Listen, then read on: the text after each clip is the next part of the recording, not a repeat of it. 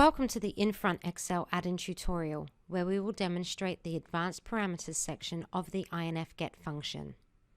Within Excel, select an empty cell on your workbook and then click the function INFGet button to display the INFGet panel on the right. Then, using the three first parameters, add the company that you would like to retrieve data on. In this case, we are using Peugeot. Then add the field item. We use sales, and lastly, the period. We are choosing 2017. You can preview the result at the top of the panel. To be able to use the Advanced Parameters section, click on the drop-down button as shown. This then opens a new set of parameters. By clicking on the question mark, this will open the online Excel add-in documentation, which is directly available for you. This is also available through the link Help on INFGet on the bottom of the panel. An example of using the advanced parameters is as follows. Set the scale factor to millions and the result is instantaneously formatted, updated, and displayed in millions. You can change the currency. Let's change the currency to US dollars.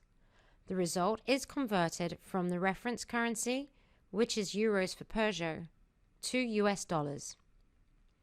The advanced parameter source is a drop-down list allowing you to select one of our data providers, WVB, FactSet, or Infront.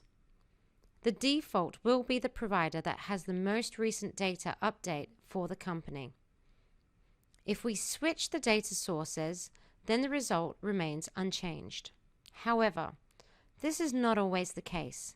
For example, if we change the field item to EBITDA and then switch between FactSet to WVB, clearly the results differ. This is due to the fact that the calculation methodology may vary on some items, like exceptionals and amortization of goodwill between providers. This pre-populated spreadsheet is an excellent example with regards to the aforementioned. We can see that the EBIT and the EBITDA are different between data providers. However, the sales and net income remain aligned. If we change the company to Apple, you can see that the two data sources are closely aligned, but still differ in places. However, the sales and net income align.